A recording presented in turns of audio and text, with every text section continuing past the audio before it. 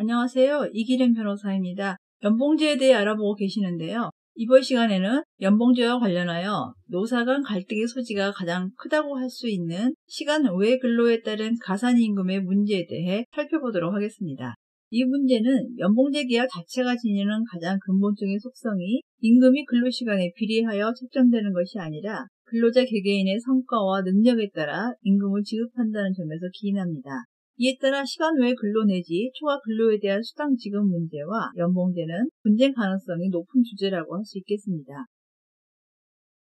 기업이 연봉제를 도입하려는 목적은 다양하겠지만 사업주들 중에는 연봉제 계약을 체결함으로써 근로자에게 시간의 수당을 배제하려는 의도를 가진 경우도 없지 않을 것입니다. 사업주의 입장에서 살펴보면 회사가 아직 충분한 수익을 내지 못하고 있다거나 또는 기업 비용의 대부분이 인건비인 경우에 인건비, 특히 시간의 수당도 큰 부담으로 작용할 수 있습니다. 그렇지만 연봉제 계약을 체결하였다고 하여 시간의 수당을 지급하지 않아도 되는 것은 아니라는 점 유의해야 할 필요가 있습니다. 이렇게 사업주들이 연봉제에 대해 오해하고 있는 것은 미국식 연봉제와 우리 법제에 대한 이해가 부족한 데에서 기인한 것이라고 볼 수 있습니다. 미국은 연봉제 적용 대상과 관련하여 시간 외 수당을 받는 생산직과 일반 사무직 직종과 전문직 또는 관리직과 같이 시간의 수당을 받지 못하는 직종으로 비교적 명확하게 구분할 수 있다는 점이 우리와 다릅니다. 어쨌든 국내에서도 연봉제를 채택하는 경우 이 시간의 근로수당 문제를 해결하기 위하여 연봉계약에 고정 오버타임 수당을 포함하여 연봉계약을 체결하는 사례도 있지만 어떤 경우에는 시간의 근로에 따른 수당 지급이나 야간 근로수당에 대해서 별다른 규정이 없는 경우도 적지 않습니다. 다음에서는 연봉제 적용 대상자에 따라 가산임금이 구체적으로 어떻게 달라지는지를 살펴보도록 하겠습니다.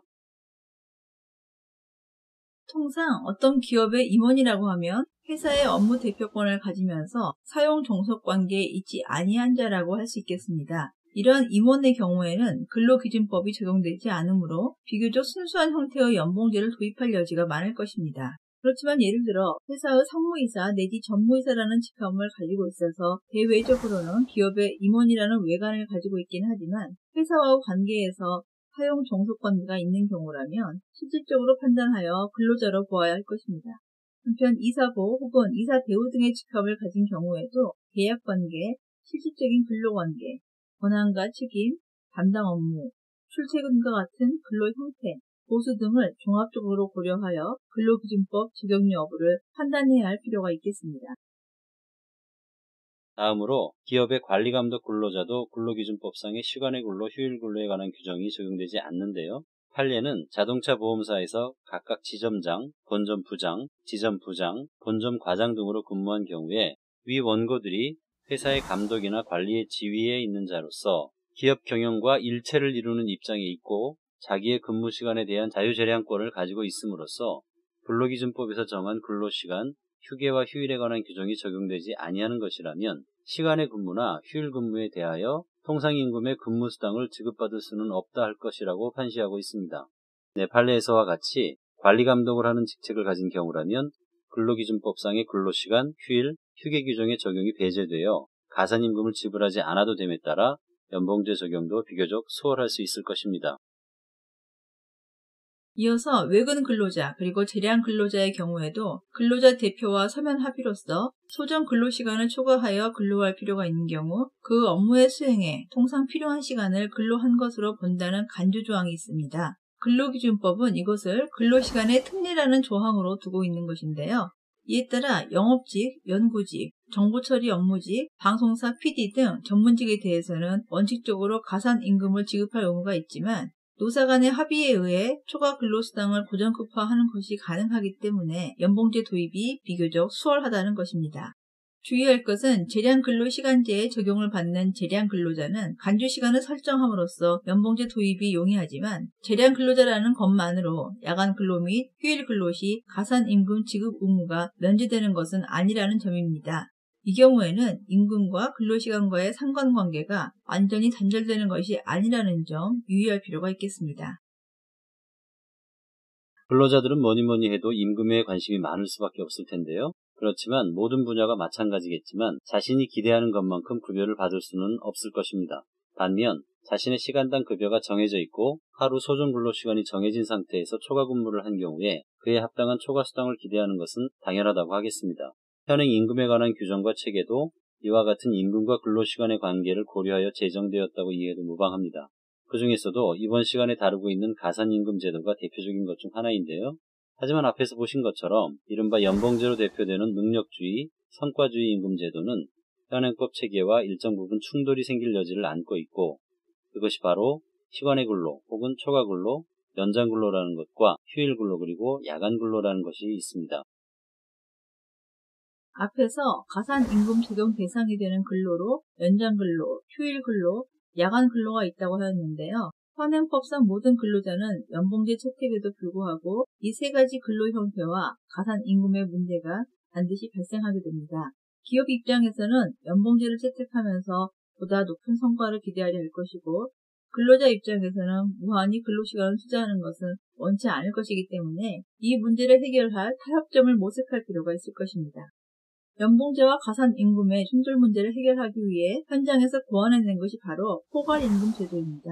포괄임금제란 기본임금을 미리 산정하지 아니한 채 제수당을 합한 금액을 월 급여액이나 일당 임금으로 정하거나 매월 일정액을 제수당으로 지급하는 임금 지급 형태라고 할 수 있으며, 판례는 포괄임금제를 일정한 한도에서 유효하다고 보아왔습니다.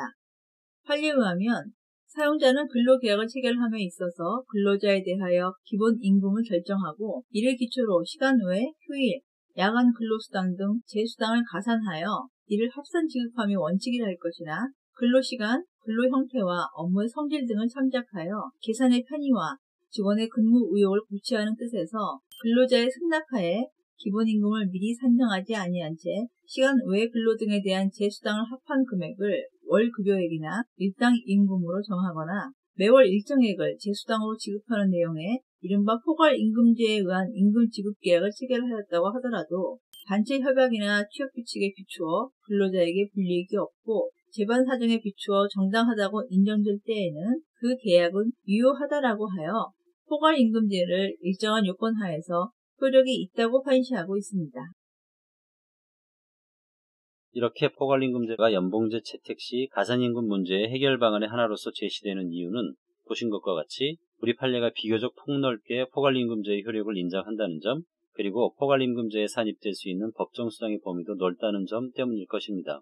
비판적인 견해도 없지 않습니다.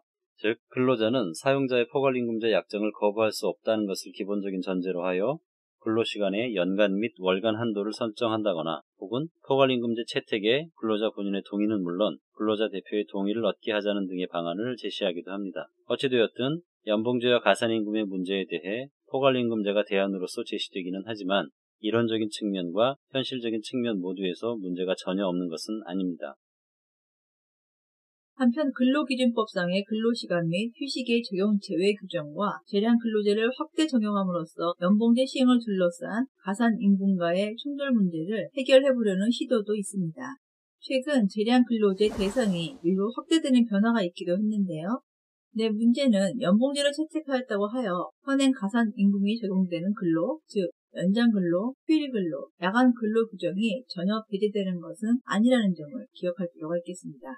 그리고 현실적으로 사용자도 연봉제를 실시하고 있더라도 순수하게 실적이나 성과만에 기초하여 임금을 책정하지는 않습니다.